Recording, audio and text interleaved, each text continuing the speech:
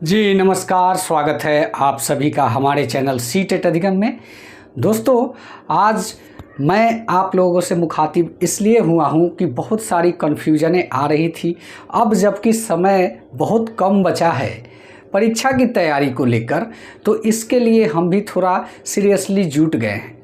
और दूसरी बात जो मैं आप लोगों से बताने के लिए आया हुआ हूँ वो है महिलाओं की समस्या। क्या उनका भी कट ऑफ हाई जाएगा? कितना तक मेरिट जा सकता है? पुरुष अभ्यर्थियों में संशय बनी हुई है। आवेदन पत्र की संख्या को देख के सभी एक तरह से फ्रस्ट्रेटेड हो जा रहे हैं, घबरा जा रहे हैं। उन सब चीज़ों के अपडेट को लेकर और एक सबसे अहम मुद्दा ये है कि जो बहाली आज से 10 साल पहले की गई थी, यानी कि 34,540 शिक्षकों की जो बहाली हुई थी, उसमें से कुछ शिक्षक बच गए थे। उनकी नियुक्ति का मामला, क्या वो भी बहाली इसी फेज़ में होगी? क्या उनकी भी बहाली की सीटें जो है इसी बहाली से दी जाएगी? ये एक समस्या है। और खुशखबरी 34,540 कोटि के उन शिक्षकों के लिए भी है जिन्होंने अभी तक अपना नियुक्ति पत्र नहीं पाया है। जी हाँ दोस्तों, इसी अपडेट के साथ हम हाजिर हैं और आज की इस वीडियो में इन्हीं सब चीज़ों पे चर्चा होगी। तो बने रहिएगा इस वीडियो में और इस वीडियो को पूरा देखिएगा, अंत तक देखिएगा। वीडियो अच्छा लगे चैनल को सब्सक्राइब कीजिएगा। देखिए, मैं आप लोगों के सामने 4 टॉपिक लेकर आया हूँ। पहला जो है 34,540 शिक्षकों का क्या होगा, क्या इनको इसी सीटें से नियुक्ति दी जाएगी? महिलाओं में क्या कंपटीशन हाई हो गया है? बहुत तरीके का एक कहे तो फ़ोन कॉल्स आ रहे हैं इन सब चीज़ों पे। तो ये तीसरी जो टॉपिक होगी, कितना जाएगा कट ऑफ? और चौथी जो आप सभी हम सभी अभ्यर्थियों से रिलेटेड है कि अब जो है लगभग 30 दिन का समय जो बचा है, इसमें अपनी तैयारी को किस प्रकार से करनी चाहिए। जी हाँ दोस्तों, तो चलिए वीडियो की शुरुआत कर को इसी सीटों पर से नियुक्ति दी जाएगी। तो देखिए, 34,540 के शिक्षकों का कुछ मामला जो था, बहुत सारी बहाली इसमें हुई और बहुत सारे ऐसे शिक्षक थे जिनकी बहाली अभी तक नहीं हो पाई थी।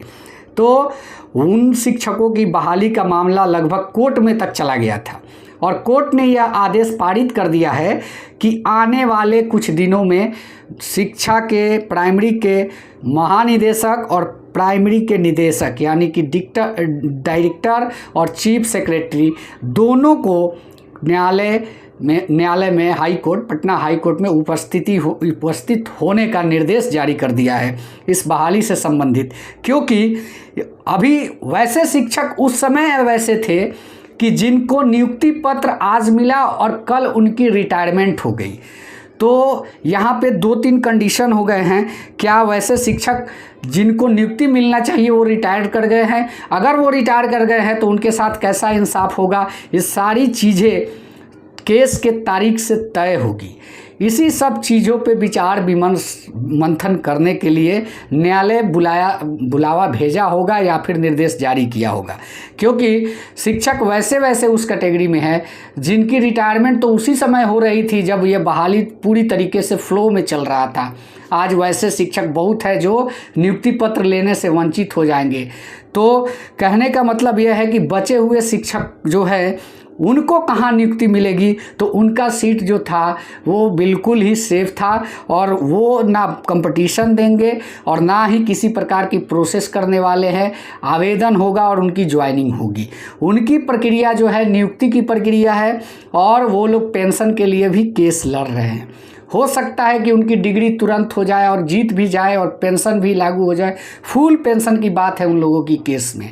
तो 34,540 के तमाम तरह की समस्याएं जो है इस बार न्यायालय के संज्ञान में आ चुका है और उसने दुख भी जताया है और उम्मीद है कि आने वाले कुछ दिनों में 34,540 शिक्षकों का कल्याण भी हो जाएगा। चलिए नेक्स्ट टॉपिक पे बात करते हैं। महिलाओं को क्या कंपटीशन हाई है? महिलाओं में कंपटीशन की जहाँ तक मतलब कि सवाल है, लगभग 3 लाख से ऊपर की वैकेंसी जो आवेदन पत्र गिरे हुए हैं महिलाओं में, तो इनमें अदर स्टेट की बहुत सारी महिलाएं हैं। अगर बात करें तो जितनी भी महिलाएं हैं अगर जनरल में फाइट करती हैं अदर स्टेट वाली, तो आरक्षित वर्ग के महिलाओं को कोई दिक्कत नहीं है। और जहां तक हमारे 7वें चरण के जो सिपाही महिलाएं हैं उनकी तैयारी को हम लोग लगभग जानते हैं, वो सारी महिलाएं अपनी नियुक्ति पत्र को पाएंगी, ये निश्चित है। क्योंकि सबसे पहला प्रधानता बिहार के निवासी को देना, यह लगभग आंतरिक मंशा विभाग और सरकार की है। बहाली में डोमिसाइल लागू करना एकमात्र जो है एक कह सकते हैं इसको एक प्रक्रिया में शामिल किया गया है, क्योंकि तरह तरह के इस पर स्टेटमेंट भी आए हैं कि पहली प्राथमिकता होगी कि हमारे बिहार के जो भाई और जो बिहार के हमारे युवा वर्ग है उन्हीं को देना। तो अधिकतर युवाओं की बात की गई है, तो हो सकता है कि कुछ इसमें क्या कुछ होने वाला है वो अंदर का मामला है, वो तो नहीं कह सकते, लेकिन बिहार की महिलाएं जो है सेफ रहेंगी। और कटअप कितना जाएगा, तो कटअप की जहाँ तक बात है तो कटअप की बात करें तो देखिए 55% से ऊपर, 55 नंबर से ऊपर, परसेंटेज नहीं, क्योंकि एक यूट्यूबर ने यही गलती किया था, 55 कह दिया लेकिन वो परसेंटेज नहीं बताया और नंबर भी नहीं बताया, जिसके चलते आज तक अभ्यर्थियों में यह संशय बना हुआ है कि आखिर नंबर कहा कि परसेंटेज कहा। इसको लेकर आज तक हमारे पास कॉल आते हैं। तो मैं बता दूं कि 55 नंबर किसी भी मेल कैंडिडेट को आता है जो कि आरक्षित वर्ग से हैं, वो बिल्कुल तरीके से सेफ रहेंगे। और ऑन रिजर्व जैसे जनरल के अभ्यर्थी जो होंगे उनके लिए तो भैया थोड़ा कंपटीशन हाई है, उनको लगभग 60 प्लस लाना ही होगा, कैसे भी 60 प्लस आ गया पूरी तरीके से सेफ है। महिलाओं के लिए जहाँ तक सवाल है, मैं मानता हूँ कि इनको पास मार्क्स अनिवार्य है। ये इन पास मार्क्स का मतलब हो गया लगभग उन लोगों को 38 नंबर लाना है। तो 40 नंबर का टारगेट महिलाएं लेकर चले। महिलाएं अगर 40 नंबर ला लेती हैं तो किसी न किसी तरीके से उनकी बहाली बिल्कुल सेफ है, 100% सेफ है। तो अगर बात करें पुरुष अभ्यर्थियों की तो ये लगभग 50 से 55 के बीच में है, तो इनकी बहाली में थोड़ी देरी होगी। बात को समझिएगा, देरी होगी। पहली प्रक्रिया में तो नहीं हो पाएगा, हो सकता है दूसरी प्रक्रिया में हो, अदर किसी भी ज़िला में मिले, जो आपका चॉइस है, पसंद का ज़िला है, वो ना मिले, लेकिन होगा, थोड़ा लेट होगा लेकिन होगा। और अगर सेफ बिल्कुल चाहते हैं, फर्स्ट अटैम्प्ट में आप जो है मन चाहे जगहों पे नियुक्ति चाहते हैं, तो आपको तो 60% से ऊपर लाना कैसे भी होगा। तो मुझे लगता है कि अब आप लोग इस बात को समझ गए होंगे कि कैटेगरी को कितना चाहिए, आरक्षण को कितना चाहिए और महिला को कितना चाहिए। अब बात करते हैं कि तैयारी किस प्रकार से होनी चाहिए। तो तैयारी का जहाँ तक सवाल है, तैयारी अब आपने जो भी नोट्स बनाया है उसको आप लोग लगातार रिवाइज कीजिए।